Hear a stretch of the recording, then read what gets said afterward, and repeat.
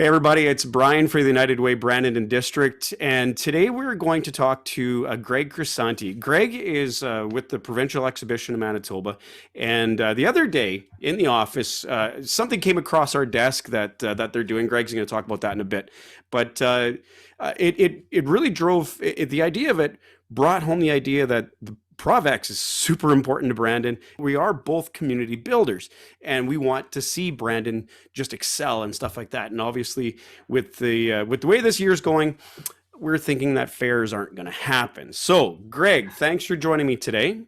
Thank you for having us, Brian. Thank you for having me. Really appreciate it.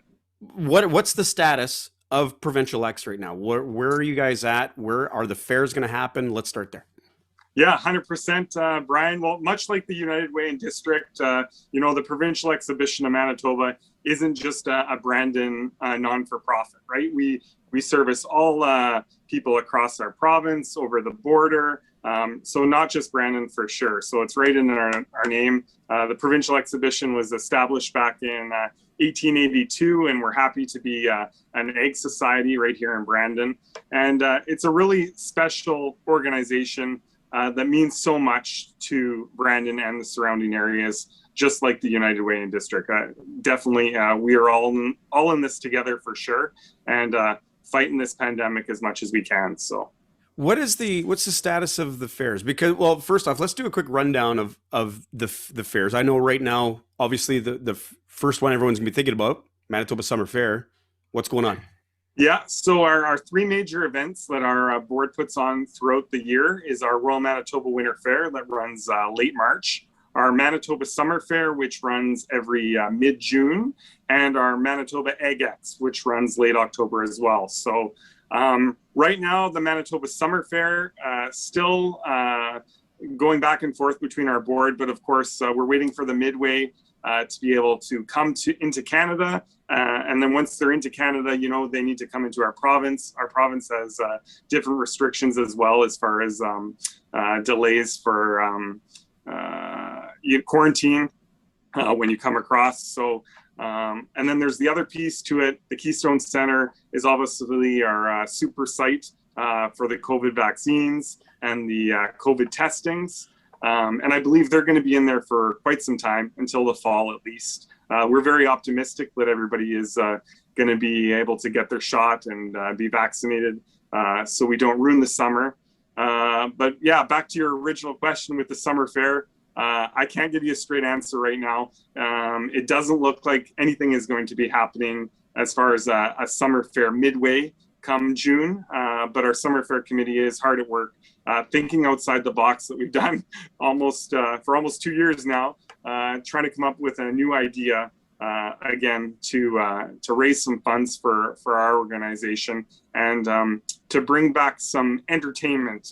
We're all about bringing the community together for the provincial exhibition, and we got to keep that in the back of our minds that if we have to cancel an event, if we can do something in lieu of that in the meantime, we're all for it, and we need to go ahead and do it for our community. Well, and to go back to what you were saying about even just getting the Midway Carnival up here, and then all the little steps that you got to take to make this work, to make this work, to make this work. Obviously, one thing affects so much. And, going to what the Provincial X is about, with all of the fairs and everything that it does in the community, it's not just, I know you were talking about the entertainment, but it's not just about the entertainment. There's so many different things that are affected when a fair doesn't come to town. Can you give us an idea of some of the things that suffer because the fair doesn't happen? Yeah, for sure.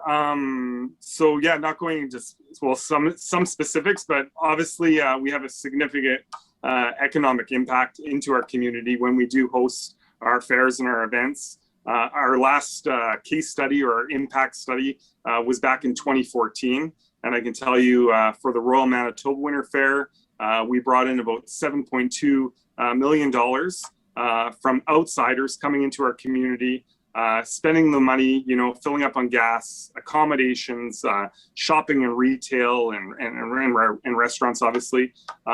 So there is a huge impact for an event like that. Same thing with Summer Fair. you're looking at about 73,000 people who attend the summer fair.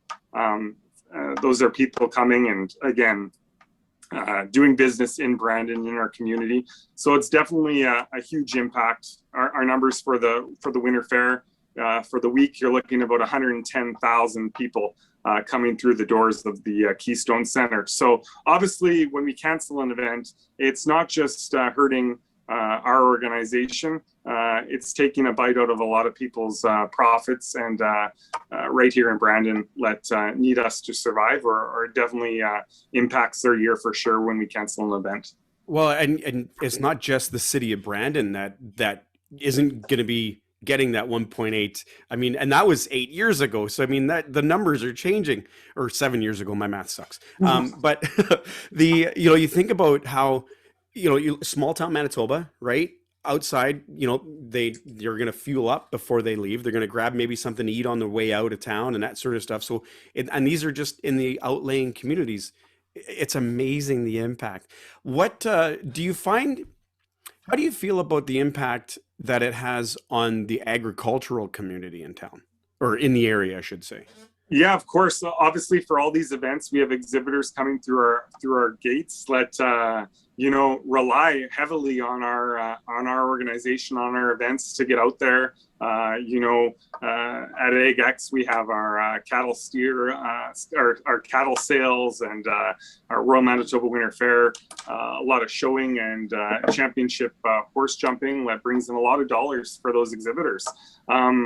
So yes, it affects them that way. Again, we also bring jobs into our events. We're hiring judges from out of town, from other communities that are coming in. Again, staying in the hotels.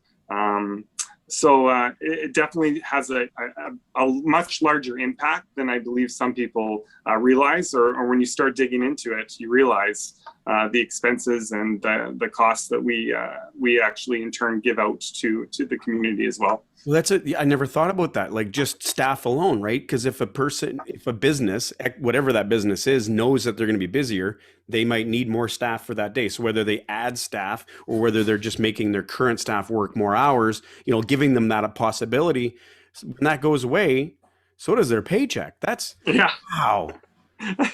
Wow. Correct. So obviously Provincial Exhibition of Manitoba doing what it can to survive right now, and given everything. You have a couple of things on the go. You guys did the breakfast there not too long ago. What have you got going on into the future that maybe our viewers can maybe help out with? Yeah, coming up, I had to write it down because I guess our board of directors has been hard at work with a cancellation. Again, we're going into year 2 of eventless year. And obviously there's a huge gap of funding that we need to survive. We have that beautiful heritage building of ours that we call home, and our office is there, which is great for Brandon and surrounding communities as well. Right now we have an awesome 50-50 going on. We're looking forward to our second annual grand raffle, with information to be released right here in the near future. With a nice little prize package that I know you'll like, Brian. So that's coming up. We've got a Rooted in History, a tree campaign to finish up the back end of the dome grounds, kind of making it into, shaping it into a park per se, with some nice trees and some brickwork that needs to be done there. Your Name in Stone campaign is live and on its way right now, so you can leave a legacy if you'd like to make a donation to have a brick in someone's name, or your company name, or just your name if you wish to help get some finished brickwork around the building. So yeah, we're looking forward to, like I said before on the call, thinking outside the box for Summer Fair. We are optimistic that Manitoba AgX will go through in October. So all these events take months to produce. So, we start the planning ahead of time as much as we can. And of course, good old COVID kind of pulls us into a bind when we don't even know if we're going to be able to do it. But again, I'd like to thank our board for the amazing work that they've done with the barbecue pickups, the apparel line that we've launched, recent 50-50, all those, our Love Affair Donut Drive, our online auction, our virtual Royal Manitoba Winter Fair that went on in March in lieu of cancellation of the winter fair. That committee put on a great celebration, social distance as much as we can, again, to just to share in some memories and do whatever we can. It was great to see Doodles and Aaron Matthews there perform some entertainment for us as well. And so we're getting by just as much as everybody, and we are all in this together, and can't wait for our next live event when it's safe and able to do so, for sure. So. Oh my gosh, it's gonna be pandemonium. Yeah. Yeah, everyone's gonna want one heck of a party for sure when we're able to be together. That's for sure. Absolutely. If anyone wants information on the Provincial X, do you have any websites or anything like that you want to send people? Yes, for sure. Provincialexhibition.com. You can find all our information there. Community gifting information. If you'd like more information as far as brochures, give the girls a call at the office, and we'd gladly be able to do any kind of Zoom presentation you wish, or chat with you if you'd like some more information. But also a big kudos out to our community and the sponsors for keeping us afloat this last little bit. Like I said, with all the cancellations, I can't thank everyone enough for their generous donations and helping us out with all these smaller fundraisers that we have been putting on, such as the drive-through breakfast. It's amazing to see the support, and we truly appreciate it. Well, we appreciate everything that you guys do for the community, obviously for Western Manitoba. Just keep digging and keep fighting a good fight, and we'll see you at the fair soon. And hopefully I'll get you on the tilt-a-whirl and I'll make you throw up. Perfect. Let's do it. That'll bring me back to our radio days, Brian. We can Absolutely. Do that. I'm totally in. So Greg Crisanti, of course, again, are on the board of directors. Are you still president right now? Yes, still president. Got a couple more months to go till January. They'll vote me out, but I'm ready for a little break. So we'll see if somebody has some better luck at the president role, because who knew a couple weeks in we'd be canceling our event as soon as I took the throne. So man, no one would have wanted your position at that point. So but either way, you've done everything that you can, and so on. So keep it up. Again, Greg Crisanti, president of the Provincial Exhibition of Manitoba, joined me today talking about the different fairs and so on, and how it affects Manitoba, how it affects Brandon, how it affects everything around here. Again, you've heard the links, and by all means, we'll put a couple down below, and you'll be able to help them support. And remember, when Prov Ex is booming, so is the rest of the community, which means the things that the United Way aren't necessarily, it's easier for us to do our job too, because the need isn't quite as great. So thank you again, Greg. Thank you, Brian. Have a great day.